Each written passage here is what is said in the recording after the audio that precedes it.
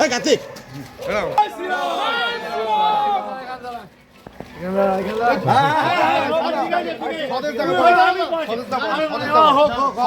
আচ্ছা হোক না ছাড় না তুই জয় জয় শ্রীরাম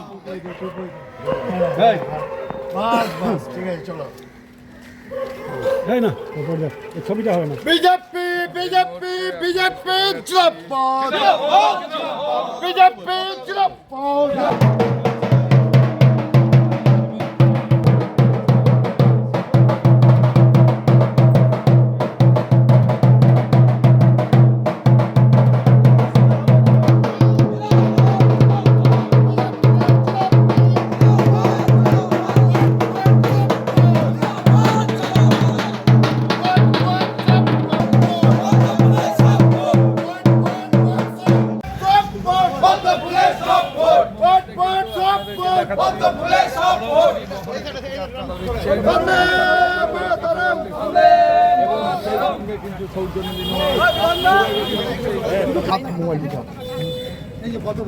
বিজেপি বিজেপি বিজেপি জিন্দাবাদ বিজেপি জিন্দাবাদ ভোট ভোট সব ভোট সব ভোট ভোট ভোট সব ভোট সব ভোট বিজেপি জিন্দাবাদ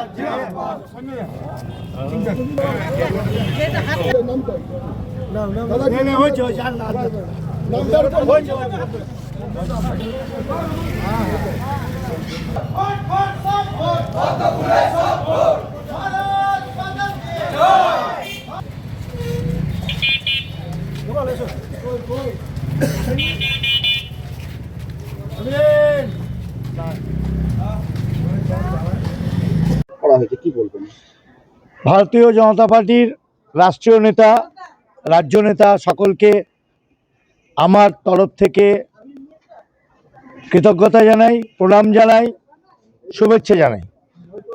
ভারতীয় জনতা পার্টি দ্বিতীয়বার বহরমপুর বিধানসভায় পদ্ম প্রতীক আমাকে নির্বাচিত করার জন্য বহরমপুরবাসী তথা মুর্শিদাবাদ জেলার সমস্ত ভারতীয় জনতা পার্টির কর্মী ও কার্যকর্তাকে আমার তরফ থেকে শুভেচ্ছা এবং আগামী বিধানসভা নির্বাচনে 26-এর বিধানসভা নির্বাচনে অত্যাচারী তৃণমূলকে এই বিধানসভা থেকে উৎখাত করার জন্য ভারতীয় জনতা পার্টির প্রত্যেকটা কর্মীর যে প্রবল উৎসাহ উদ্দীপনা তাকে সম্মান জানিয়ে আগামী দিনে লড়ার জন্য এখন থেকেই আমরা বদ্ধপরিকর। অনেক দিন আগে থেকেই আমরা ময়দান ছাড়িনি, আমরা ময়দানে ছিলাম, আমরা আছি এবং প্রার্থী যেই হোক প্রত্যেকটা ভারতীয় জনতা পার্টি আমার কাছে এই বিধানসভার প্রার্থী, তারা সবাই বুক চিতিয়ে এই বিধানসভায় পদ্মকে আবার জেতাবে এবং সেই দিক থেকেই সবাই সব রকম কৌশল অবলম্বন করে এগোবে। অবাধে ভোট করা যাবে বলে মনে করছেন? অবাধে ভোট করা গেছে কি?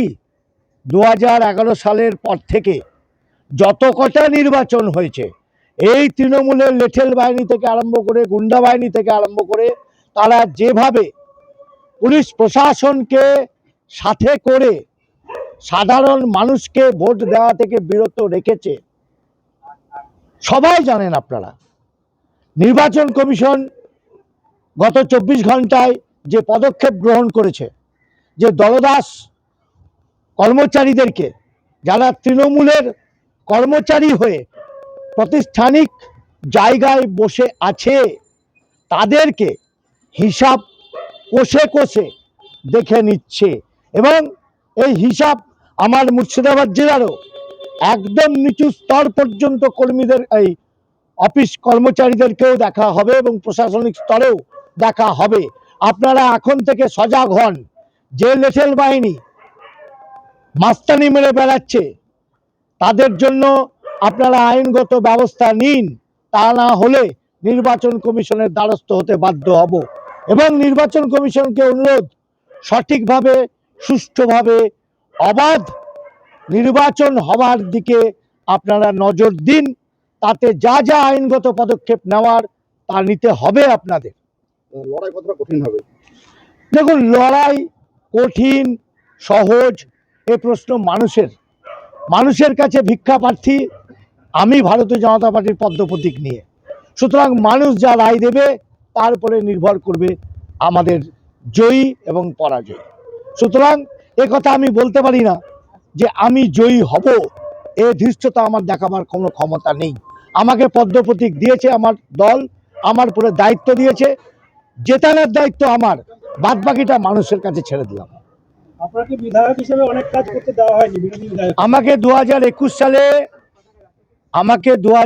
সালের এমএলএ ল্যাডের তহবিল থেকে কাজ করতে প্রচণ্ড বাধা দেওয়া হয়েছিল এবং 2022-এর পর আমি বিভিন্ন রকম চিঠি এবং দপ্তরে গিয়ে দেখাশোনা করার পর আমি কাজ করেছি এবং প্রায় 85% কাজই আমার শেষ হয়ে গেছে।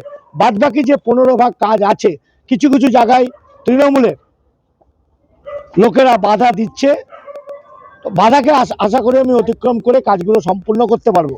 আর একটা কথা আপনাদেরকে জানাই যে আপনারা হয়তো অনেকেই জেনেছেন কিনা আমি জানি না, 2021-এর বিধানসভা ভোটের পর আমরা যে 77টি সিটে জিতেছিলাম বিধানসভায়, মানে ভারতীয় জনতা পার্টি 77টি বিধানসভায় জিতেছিল, এর আগে যে বিধানসভাগুলিতে এমএলএরা ছিল বা বিধায়ক ছিল তাদের প্রত্যেকটা সরকারি দপ্তর, সরকারি কলেজ, হসপিটাল, প্রত্যেক জায়গায় হয় চেয়ারম্যান নয় প্রেসিডেন্ট পদে নিয়োগ করা হতো।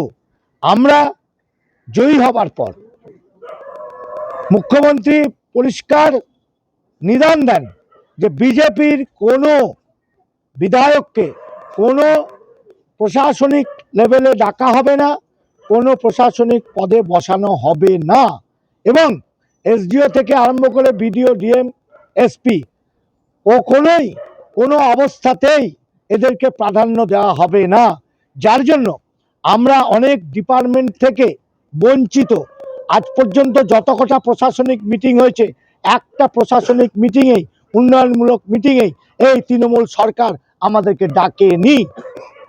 নির্বিঘ্নে কি শান্তিতে